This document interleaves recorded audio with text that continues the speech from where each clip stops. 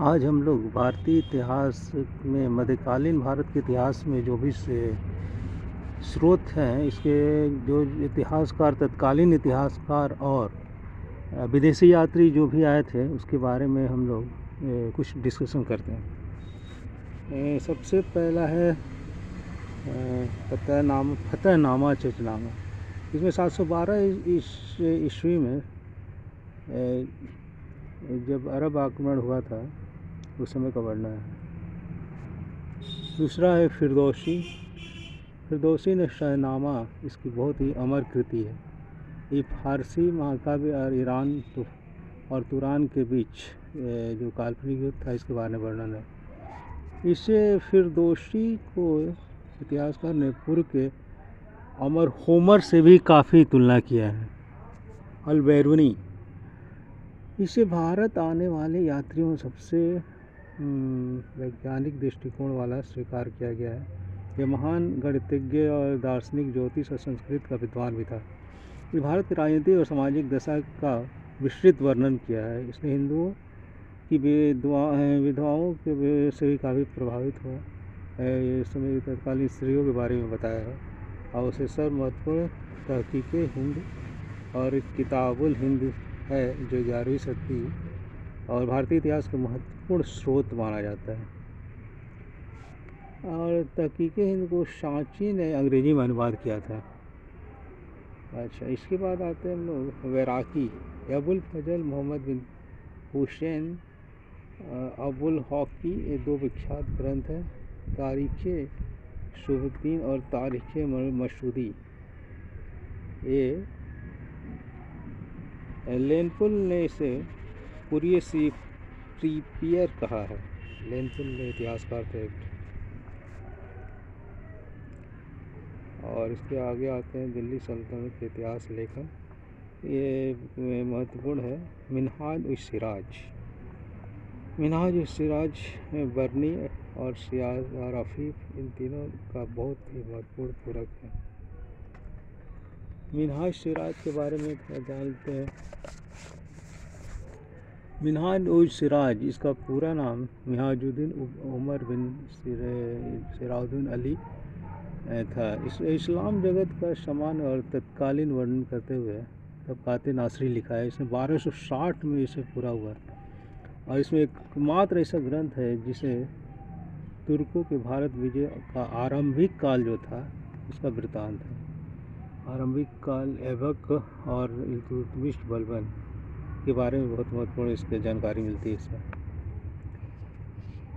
और तबकाते नासरी मिनहाज के आरंभ से प्रारंभ होकर नसरुद्दीन मोहम्मद और 14वीं शताब्दी तक का विवर्णन है। इसकी रचना नसरुद्दीन तक ही सीमित है।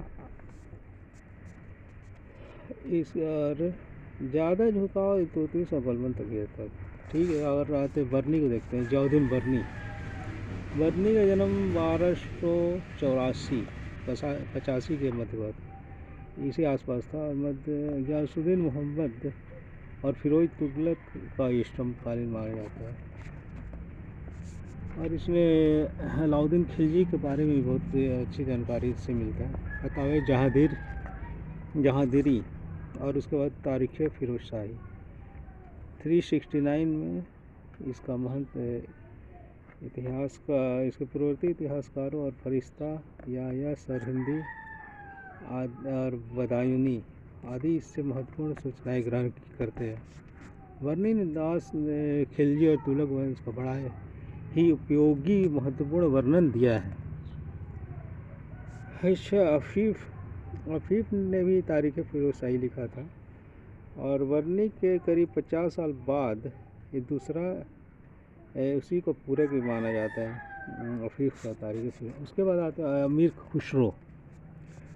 खुसरो के महत्वपूर्ण ग्रंथ में है पहला किरान सुदैन 1289 की है रचना है।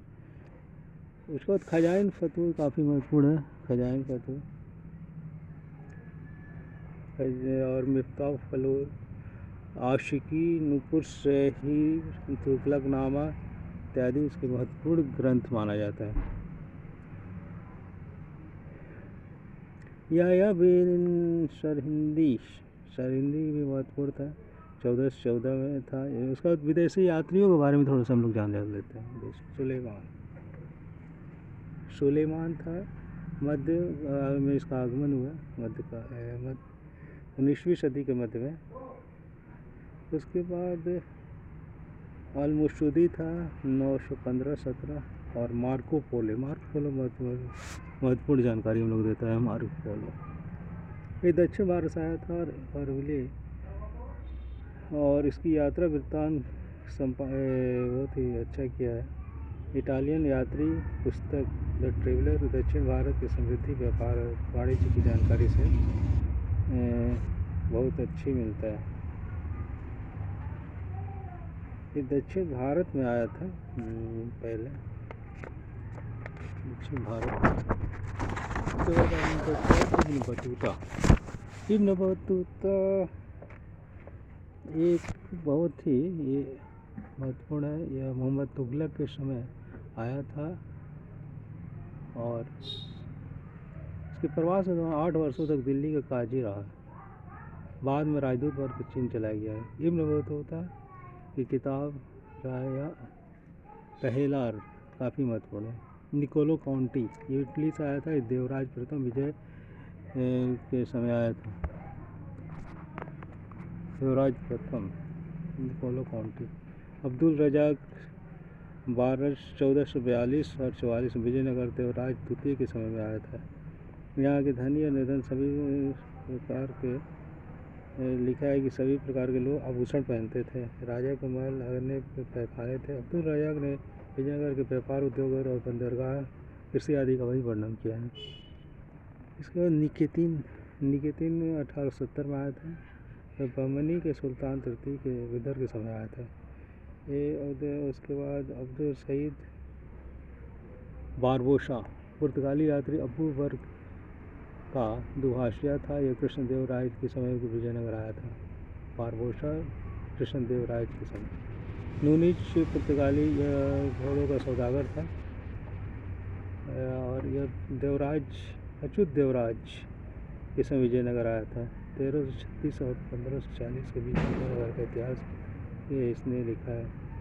डोमिच फेइच 1510 और कृष्णदेवराय के समय विजयनगर आया था और इसने कृष्णदेवराय के व्यक्तित्व के बारे में कि बहुत लिखा है कि बहुत ही न्यायप्रिय राजा थे, किंतु उसके क्रोध बहुत जल्दी आ जाता था। लेकिन उसके विजयनगर साम्राज्य के प्रांतों के दोष बताना इतिहासकार मान्य नहीं है।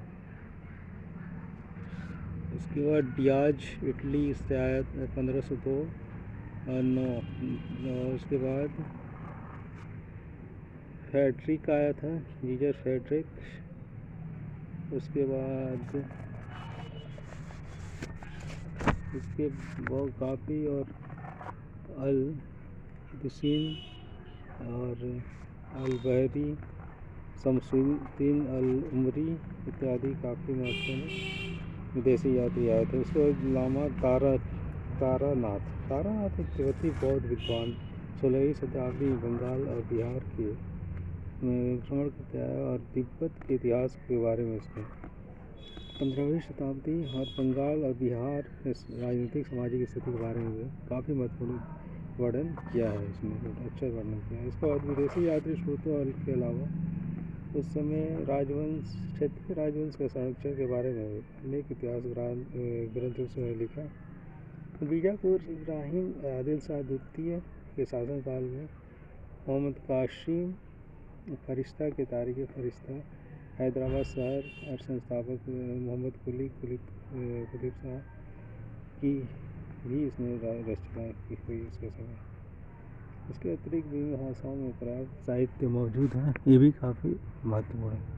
Okay, thank you very much. ये रहा मध्यकालीन भारतीय इतिहास के मुख्य स्रोत।